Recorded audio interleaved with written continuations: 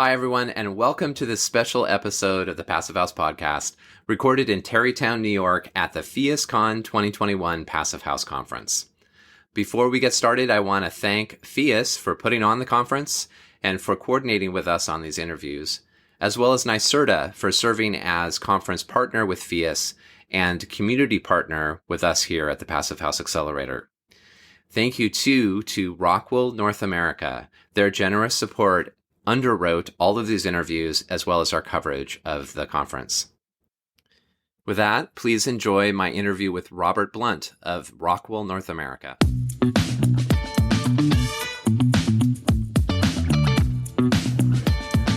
All right, I have Robert Blount here with Rockwell North America joining me for a conversation, a chat. I'm really excited about that. We are at PhiusCon, and all of the interviews that we're doing here at PhiusCon are underwritten by generous support from Rockwell North America. So first, thank you for that support, Robert. And second, thanks for sitting down to chat. Oh, it's my pleasure. And it's also, we wouldn't have it any other way in terms of support. The accelerator's been amazing in terms of promoting great design and really kind of bringing everybody under one umbrella when it comes to all things passive house and sustainability. Well, thank you. It's great to have Rockwell on as a founding sponsor of our work. And you also, with Manaz, just did a component spotlight with the accelerator that was very well attended and really a great program. So thanks for sharing that thought leadership there at the Component Spotlight as well. Yeah, that was great. We've all been spending tons of time on the small screen. Yeah. And sometimes we don't feel sometimes we don't feel we're getting the most that we could out of that small screen interaction. But that was really fantastic in terms of the amount of questions afterwards and the general interface with folks, and even some of those questions were a bit tough, and but that's why we're here is to talk about the tough questions. Yeah. If it were easy, everybody would be doing it, right? Right. No. So you come to this work at Rockwell with an architectural background, is that right? My background is actually in fine art, circuitous route, but yeah. I went to fine art school at Tyler School of Art, which is the art school for Temple University. Ran a production glass blowing facility, and that a lot of metal fabrication went along with that. Started to do some architectural commissions, and and I've always had a kind of a strong construction background, carpenter since I was a kid, right. And eventually kind of worked my way into altering a storefront and attaching a bunch of glass that we made to it. And because I'm a process-oriented person, I suppose, went into the weeds with what does storefronts look like and how do these things go together. And while I knew the general pretext of what that construction looks like, I really kind of nerded out on it. And, little did I know it then, but fast forward a bunch of years, and I ended up, in the consulting end of that world as a consultant for curtain wall and exterior enclosures. And so how about your entree to high performance building? Were you already getting involved in that realm before your role at Rockwell, or has it been through Rockwell that's become part of your life, or I would say it's been somewhat organic. I did somewhere between design background and commercial construction. I did a lot of historic restoration. I used Rockwell then in the part of the world that I live in, 150 years old house is a new house. So I did a lot of historic restorations on those types of structures, and knew it to be one of the better materials to use in terms of, there's lots of folks fill a home full of the wrong stuff in terms of thermal barrier and destroy what's managed to last a couple hundred years. Yeah, so that got my attention early on.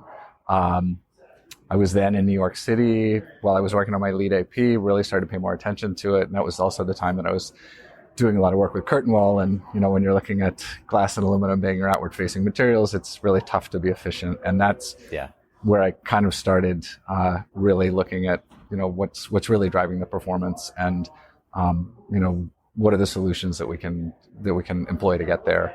But of course, there's lots of rock wool and only the spandrels only of curtain walls, and also the slab edge fire safing and all those types of applications.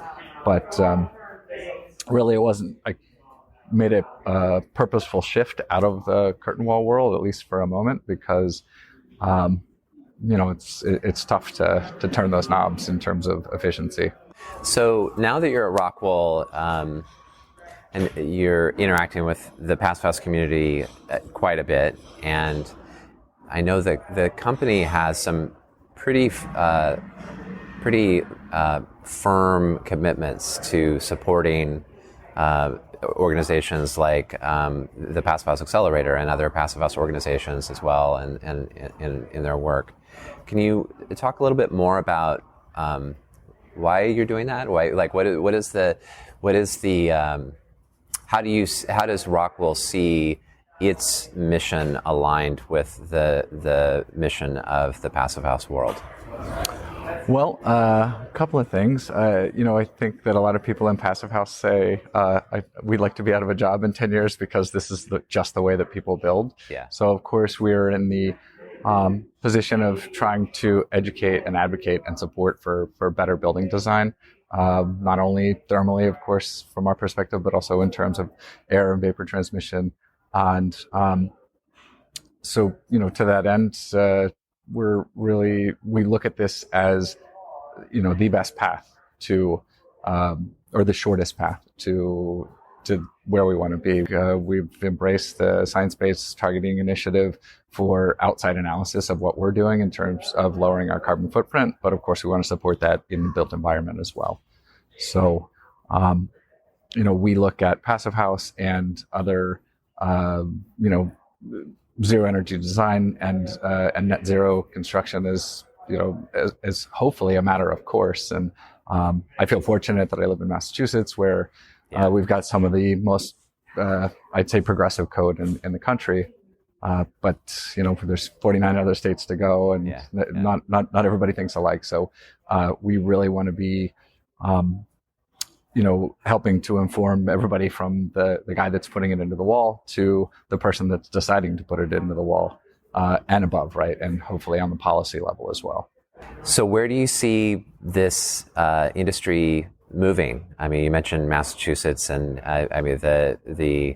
what do you think is on the horizon for Passive House, for high performance building, and I'm excited about retrofit.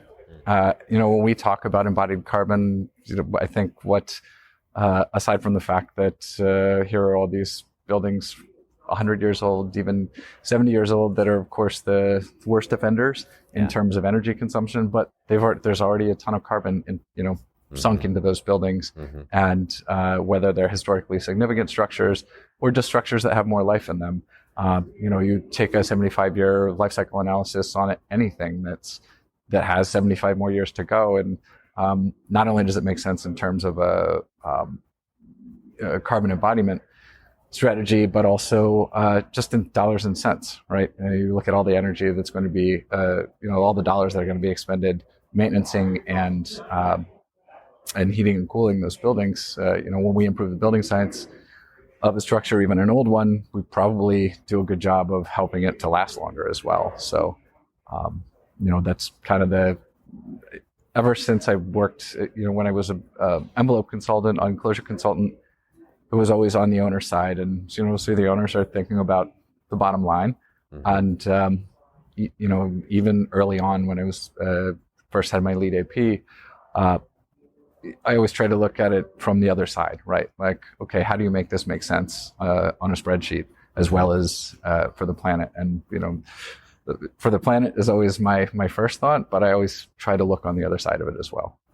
I know that you're probably at the booth and interacting with practitioners and folks who are making decisions around specifying products. How has it been for you? It's been great. I mean, there are a lot of fans of us here already. Lots of folks use our material, and so it's a little bit of like, hey, we love your material. Right. We use it all the time. Here's this one little problem I'd like to a kink I'd like to work out. Some folks who haven't used it much. And actually, this is my first PhiusCon. Oh, wow. Yeah. I just started my CPHC in September, and as part of it, signed up for the Alliance. And great. So I've been to a number of other sustainability events, and but it's my first PhiusCon, so it's pretty exciting. And of course, we're 2 years into not seeing anybody, so getting to see all of you face to face it's pretty amazing. Pretty amazing. Yeah, it really is. Well, this has been great. Is there anything else you'd like to add? No, I think I'm good. Yeah, it's been awesome to get to talk to you, and I know we have another component spotlight coming up somewhere next year. Yeah, and we're looking forward to as I come off of the backside of the first one last week, I really think we're probably going to concentrate on retrofits and fantastic as a piece of that, just based on the questions that came out of the first one, and probably get a little more weedy on us and carbon and how that relates to the other options out there in the marketplace. Yeah, that'd be super interesting.